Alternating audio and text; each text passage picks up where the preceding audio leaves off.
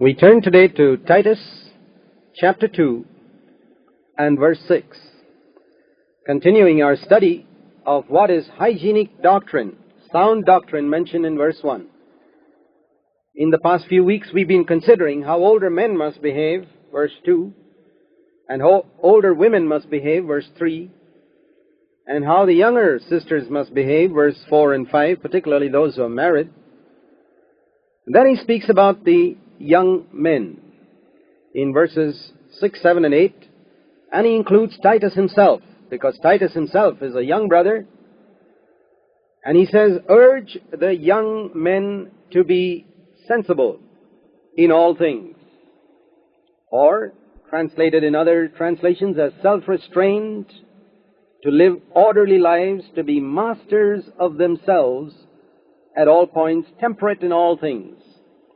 It's amazing the number of times the word self-controlled and temperate comes in Titus as a qualification for elders in Titus 1 verses 7 to 8, as for older men in chapter 2 verse 2, older women, Titus 2 verse 3, younger women, Titus 2 verse 5, and younger men, Titus 2 verse 6.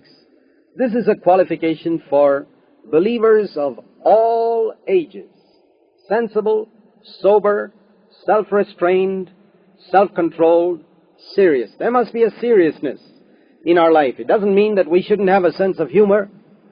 A sense of humor is a gift of God and not from the devil. But it's a question of a sense of humor getting out of hand and becoming jokers and jesters. That's not becoming for a Christian. A sense of humor is a good thing, but not for us to become jokers and jesters. And self-control, as it says here in Moffat's translation, masters of ourselves at all points. And it is when you are young, as a young man, that you have the opportunity to overcome various lusts with which you are tempted, the lusts and passions that rage in your body. You have the opportunity to overcome them when you are young. It's no use saying that you got the victory over it after you become 80 years old. That's not going to be much of an encouragement to others.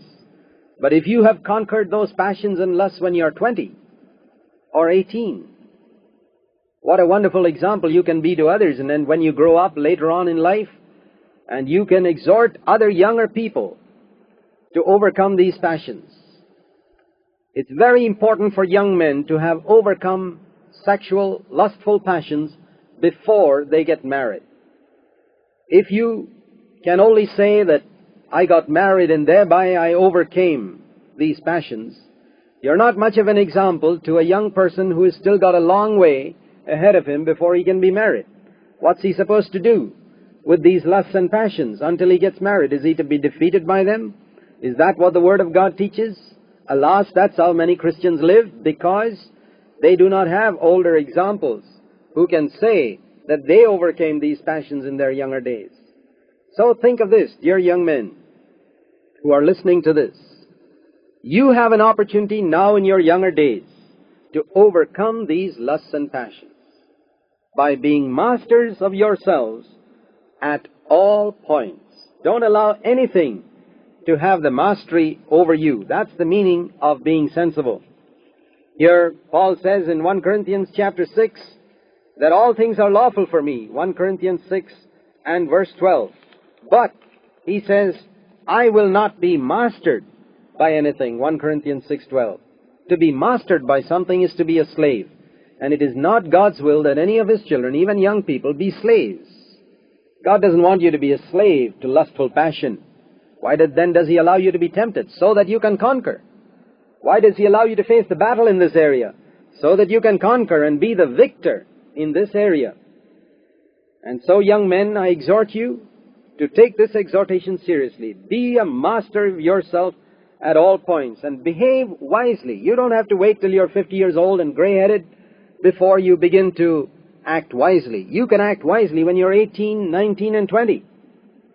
Self-controlled, and use good judgment, particularly in your relationship with the opposite sex. This is sound doctrine. If you take it seriously, The Word of God will be honored in your life, and you will be protected from the germs and bacteria of sin. And further, Paul exhorts Titus himself in verse 7, because he's a young brother, and this is an exhortation for all young brothers too, but particularly for those who are engaged in any type of Christian ministry. If you're a youth leader, or you work among young people, or even if you're a Sunday school teacher, in all things, show yourself to be an example. This is what Paul told Timothy in 1 Timothy 4:12. Be an example to those younger to you. You may be a teenager, but there are people who are younger to you still, children who have not yet come into their teens, to whom you must be an example in the church. In all things, show yourself to be a pattern of good works. Let your life be an exhibition of right conduct, an all-round example of doing what is good, a model of a life nobly lived. This is what a young brother should be. And if your life is not an example, if your private life is not something that you can open up for other people to come and look at, well, then there's something disgraceful about your Christianity.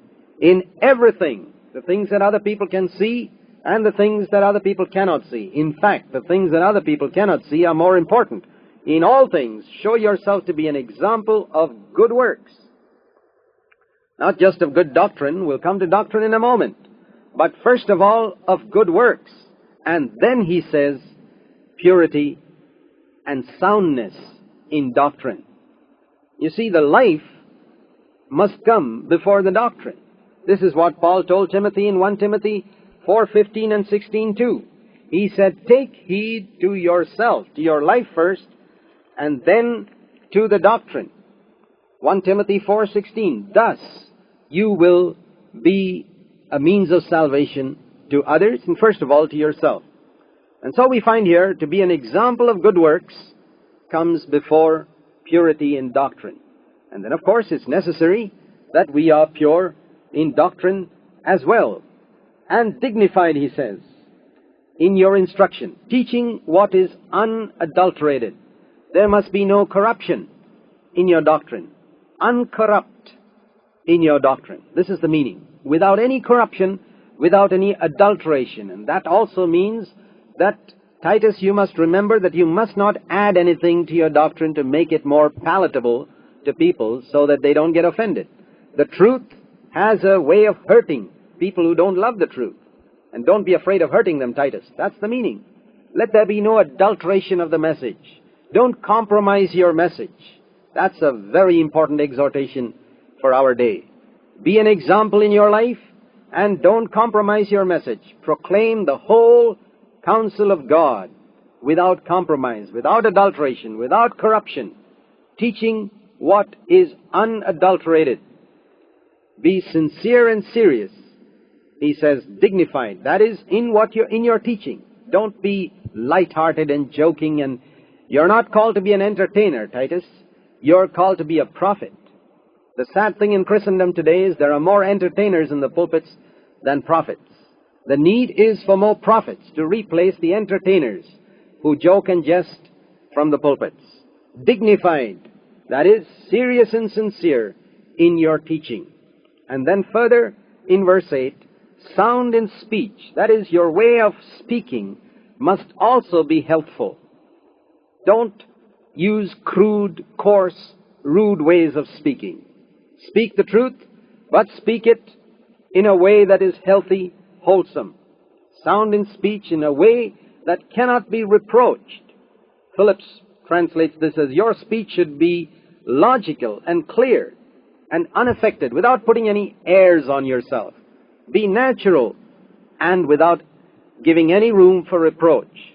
And the reason is so that those who oppose us, we have adversaries on all sides if we are prophets of God, but they should not be able to point out anything in us that should put us to shame. They should have nothing bad to say about us. This is an amazing exhortation, that our life should be of such a standard, our doctrine should be so uncorrupt, without compromise, and our teaching should be so sincere and serious, and the way we present it all should be so healthful, so logical, so above reproach. Your message should be true, and your language should be correct. That's also important, so that we don't use offensive language. We speak the truth, but let the truth itself hurt people. But our language should never be bad, like the people in the world. No. Then the opponents may be convicted, but they will not be able to say anything about our speech or our way of life.